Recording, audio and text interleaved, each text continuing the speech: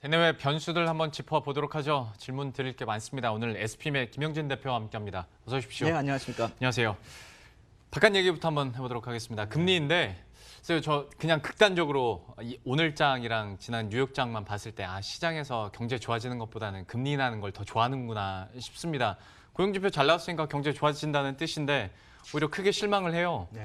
금리 관련해서 이제 또 파월 의장의 두 번의 청문회도 있고 하니 여기에 대해서 좀 어떻게 보십니까, 앞으로? 예, 금리에 대해서 뭐 그렇게 해석을 하시는 경우가 대부분인데 제가 생각했을 때는 사실 금리가 미국 시장을 내리게 했다, 뭐 하락을 하게 했다라고는 생각이 드는데 미국이 많이 내린 것도 아니고 양봉을 보였단 말입니다. 네. 그래서 그게 큰 충격이라고 생각은 되지 않고 우리 시장이나 지금 뭐 중국 시장 이쪽 이머징 마켓 쪽이 안 좋은 모습인데 그거 역시 마찬가지로 이 금리의 악영향이다 이렇게 해석하는 건 좀 지나치다라는 생각이 듭니다. 예. 왜냐하면 미국 선물 쪽은 지금 뭐 그다지 그렇게 큰 흐름이 안 보이고 있기 때문에 이 이머징 마켓 쪽이 좀 시끄러운 게 아닌가라는 생각이 들고요. 네. 그래서 FRB 의장 이번 주에 의회 증언도 있고 뭐 또 CPI 지수 같은 그런 지표가 또 발표될 예정이기도 하니까 이번 금리 쪽을 한번 지난 주말에 있었던 거 한번 점검은 할 필요는 있다라고 생각이 됩니다. 먼저 이 고용지표 호전된 건 다들 아시니까 뭐 크게 설명할 필요는 없을 것 같은데 그것 때문에 금리 선물이 급락을 했다. 그러니까 단기 금리의 전망이 약화됐다. 이렇게 해석을 하는 거란 말입니다. 그런데 제가 그래서 패드워치 툴에서 그 데이터를 홈페이지에서 직접 다운받아서 제가 한번 작성을 해봤습니다. 그러니까 네.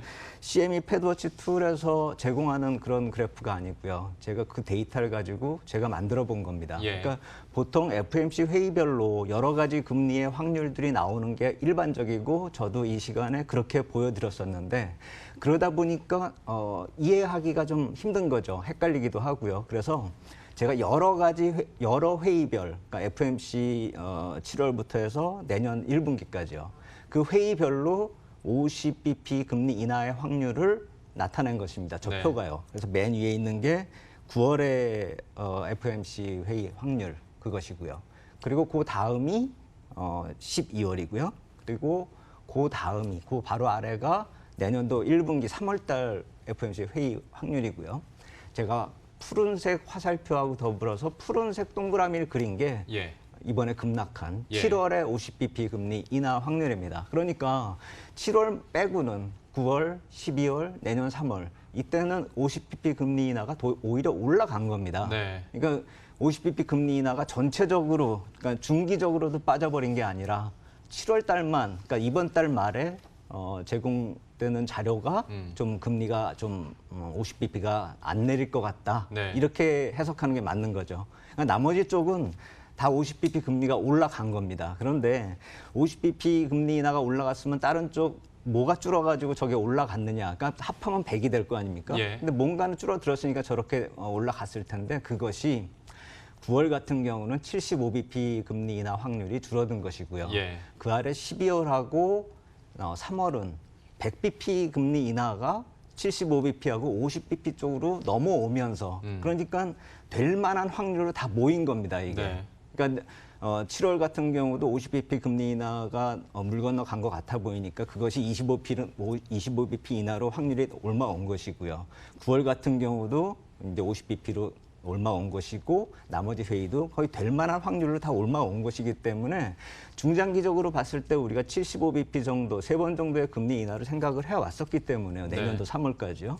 그것에 대해서 큰 변동이 있는 게 아니라 쓸데없이 100bp까지 이렇게 금리 인하 기대감이 물 건너 간 듯이, 그러니까 마치 7월에 50bp 인하가 좀 무리가 있었듯이 내년 3월에 100bp 금리 인하까지도 생각이 왔었다라는 점을 생각해 본다면은 이번에 금리 예상하는 저 금리 선물이 나타나는 것에 대해서 너무 큰 의미를 부정적으로 생각할 필요는 없겠다 이렇게 생각이 되고요. 또 제조업 고용 지표 자체도 전체적인 이 고용 지표에 따라서 좋게 해석이 되고도 있긴 있는데 그것이 상반기의 평균치보다 좀 많이 나온 건 사실입니다. 그러니까 17,000명 뭐 이렇게 나왔는데 그것이 작년 수치는 3만 6천 명이었거든요. 예. 그거에 비하면 안 좋은 것이고 작년이 이게 수치가 서프라이즈였습니다. 그때 예상치가 1만 5천 명 증가였거든요. 네. 그렇다라고 본다면 제조업 고용 지표가 약간 좋아진 겁니다. 작년 예상치에 비교하면은. 그리고 올해 상반기에 비하면 좀 나아진 것이죠. 하지만 이 고용 지표가 이번 한 번 나아졌다고 해서 계속 나아진다라고는 보장이 없기 때문에 지금 고용 지표 쪽에서 나타나는 그런 호재성 재료가 계속 이어질 것이다. 그래서 금리를 계속 금리 인하 확률을 밀어내릴 것이다. 이렇게 예. 보기는 힘들다는 것이죠. 특히나 아까 말씀드렸듯이 이 CPI 지수 때문에 물가 지표로 인해서 영향을 받는 그 정도가 더 크기 때문에 고용 지표 하나 때문에 시장 보는 시각이 좀 틀려진다. 이렇게 볼 필요는 없겠다. 이렇게 말씀을 드리겠습니다. 그러면 오늘 우리 국내 증시의 이런 하락폭 커지면 역시 내부에서 조금 더 찾아볼 필요도 있어 보이고요. 네. 그러면 이제 얘기 나오는 게 실적이지 않습니까? 그렇죠. 실적은 계속 하향 조정되고 있는 양상인데 네. 그럼 여기에 대한 영향력은 언제까지 끌고 가야 됩니까? 이게 좀 중장기적으로 봐야 될 것 같습니다. 그리고 좀 여러 가지로 우리가 시각을 좀 달리할 시각도 좀 필요가 있다라는 생각이 듭니다. 그러니까 네. 우리는 보통 코스피만 생각하면 저 PBR, 저 PER 해가지고 무조건 저평가다 이렇게 인식을 해왔었는데요. 예. 기업이익이 계속 안 좋아지고 있기 때문에 PBR은 사실 크게 변화를 하지 않기 때문에 저 PBR은 유지가 될 수 있어도 저 PER은 유지되기가 힘들다. 오늘 말씀드리고 싶은 골자는 바로 그것이고요. 해서 실적에 대해서도 얘기를 해야 될 텐데 일단 그것에 앞서서 우리 시장 쪽에서 안 좋아지고 있는 모습 그리고 미국 시장은 그나마 무너지지 않고 있는데 우리 시장은 또 무너지고 있다는 점을 한번 분석해 볼 필요가 있어서 생각을 해봤는데요. 예. 이 연기금 쪽에서 6월에 많이 받쳐왔었는데 이 7월 초반부터 지금 매도세가 거칠게 나오고 있는데 그것이 어떤 종목을 팔고 있는가 보면 삼성전자, 삼성전기, LG전자, 한미약품, 호텔신라 쪽을 많이 매도하고 있습니다. 우리가 왜 매도하는지는 제가 굳이 설명을 할 필요가 없게끔 무슨 어떤 모멘텀도 좀 약화되거나 아니면 실적이 좀 안 좋게 예상이 되고 있는 기업들이기 때문에 뭐 연기금에서 왜 안 사죠 이렇게 할 필요가 없는 그런 종목들이다 이렇게 생각이 됩니다. 네. 그렇기 때문에 이렇게 수급이 약화되니까 분기 실적 안 좋은 데다가 뭐 악재까지도 민감하게 좀 주가에 반응이 되다 보니까 오늘 같은 모습이 나타날 수밖에 없다라고 생각이 되고요. 네. 해서 어닝 시즌 때마다 이런 차별화가 나타나고 있다라는 점을 말씀드리기 위해서 표를 만들어 봤습니다. 예. 그러니까 2019년 초반부터 나타나고 있는 저 수익률이 위에가 당연히 미국 S&P 500이고 아래쪽이 코스피입니다. 근데 이게 어닝 시즌 때만 되면 저렇게 벌어집니다. 네. 저게 왼쪽 박스가 1분기 어닝 시즌이었습니다. 3월 중순부터 벌어지기 시작해서 계속 벌어졌죠. 그리고 이제 실적 시즌 마무리 국면에서 많이 올라왔으니까 조정을 보이니까 약간 차별화가 좀 줄어들긴 줄어들었습니다. 그러다가 오른쪽 박스 다시 지금 6월 중순부터 프리어닝 시즌이니까 주가가 어닝이 반영이 되니까 또 저렇게 벌어지기 시작한다는 것이죠. 해서 어닝 시즌마다 저렇게 주가 차별화가 심화되고 있고 특히나 미국 같은 경우는 금리나 정책적 효과가 저기에 또 부과돼가지고 끌어올리고 있다는 점, 이 점을 생각을 해봐야 되겠고요. 미국 같은 기업들 놓고 보면은 그렇게 기업이익의 감소폭이 크지가 않습니다. 1분기에도 거의 뭐 작년 같은 동기 대비 뭐 1% 정도 줄어들었고요. 이번 분기도 이렇게 좀 줄어든다라고는 하지만 한 자릿수 정도로 줄어들 것이라고 생각되기 때문에 우리처럼 30%씩 줄어들고 있는 그런 기업이 아니기 때문에 실적에 의해서도 저런 차별화가 나타날 수 있다라는 점, 좀 우리가 중장기적으로 저런 것이 이어질 수 있다라는 점을 좀 생각해 볼 필요가 있어 보입니다. 지수에 대해서 얘기를 해주셨고 중간에 얘기해 주시다가 저 PR 유지하기가 힘들 거다.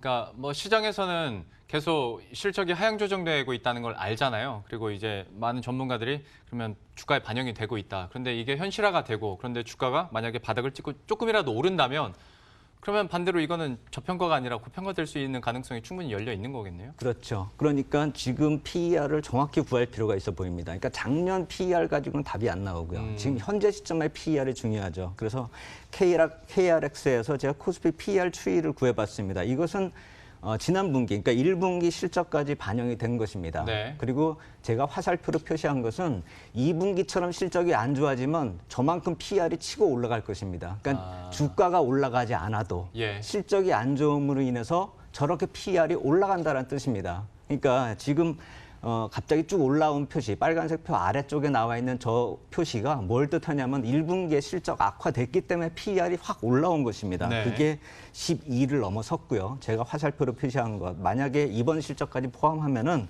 14 중반대로 들어서게 되고요. 그리고 만약에 이번 실적처럼 다음 분기, 3분기 실적도 만약에 안 좋다라고 한다면 저 화살표만큼이 더 올라가게 됩니다. 그럼 16까지도 올라가게 되는 것이죠. 그렇게 놓고 본다면은 3분기 실적이 좋아지지 않는다면 더 이상 PER 가지고 우리 저평가 얘기, 그 얘기는 하기가 힘들어진다. 그리고 올해 온기로 전체적으로 만약에 전부 다 안 좋은 실적이 계속 12월까지 이어진다라고 한다면은 저 꼭대기까지 올라가게 될 겁니다. 그렇기 때문에 PER 가지고 우리 시장을 논하기는 점점 힘들어지고 PER이 저렇게 높아짐으로 인해서 과거에 우리가 하방 경직성이 구축됐다 이렇게 생각해왔었던 그런 2,000포인트 초반대가 무조건 강할 것이다 이렇게 생각하기도 약간 신뢰가 떨어지기 시작했다 이렇게 말씀드립니다. 듣다 보니까 왜 더 절망적으로 느껴지죠? 그러면 우리 시장에 글쎄요, 이게 상승의 이유는 물론 아닙니다만은 저평가돼 있다는 게 전문가들의 마지막 상승 마지노선의 어떤 이유? 그렇게처럼 말이 되었는데 그럼 우리나라의 매력이 아무것도 없는 거 아닙니까? 수익성으로 보면 그렇다라고 말씀을 드려야 될 것 같습니다. 실적이 개선되는 조짐이 안 나타난다면은 예전 같은 경우는 하방 경직성이 구축이 됐는데 이제 상방이 무거워지는 그런 움직임이 될 겁니다. 예. 그래서 하반기 쪽은 상방이 점점 무거워지고 두터워지는 그리고 하방 쪽이 테스트 당할 수 있는 그런 실적들이 나오고 있다는 점. 그리고 미국 쪽도 지금 실적이 다음 주까지는 금융주까지 실적이 나오면서 좀 실적이 안 좋기 때문에 이번 어닝 쪽 초반에는 미국이나 우리나 좀 안 좋을 수가 있어서 네. 오늘 같은 불안한 모습이 조금 더 이어질 수 있다. 그렇게 볼 필요가 있어 보이고 어닝이 만약에 그 이후에 나타나는 우리 쪽에 좀 부진할 경우에는 종목이나 지수가 좀 더 거칠게 조정이 나타날 수 있다. 오늘은 그런 이유 때문에 내리고 있는 그런 상황이다. 이렇게 보실 필요가 있다 생각이 됩니다. 시장 대비하는 차원에서 대표님과는 한 20분을 놓고 얘기를 해야 될 것 같은데 시간이 허락하지 않습니다. 오늘은 이 정도에서 그럼 마무리 짓도록 하죠. SPM의 김영진 대표와 함께했습니다. 고맙습니다. 감사합니다.